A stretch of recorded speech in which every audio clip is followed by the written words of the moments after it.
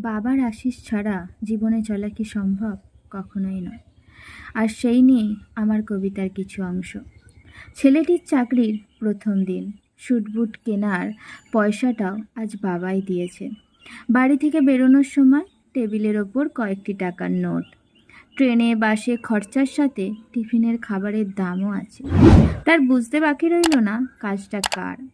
সে চাকরি পেলেও বাবা যে তার খোঁজ রাখে ভেবে তার মুখ উল্লাসিত। তার বাবার আশিস তার সাথেই আছে। জীবনের নিয়ম বোধহয় এটাই। বাবারা বরাবর কিপ্টে রাগী মেজাজের হলেও বড় হয়ে স্বনির্ভর হওয়াটা বোধহয় বাবার আশিসেই হয়। আর তাই তো সংক্ষিপ্ত জীবনটাকে রচনামূলক করে তোলা বাবা ছাড়া সম্ভব নয়। ভিডিওটি ভালো লাগলে অবশ্যই একটা লাইক করবেন এবং শেয়ার করবেন, আর চ্যানেলটি অবশ্যই সাবস্ক্রাইব করবেন।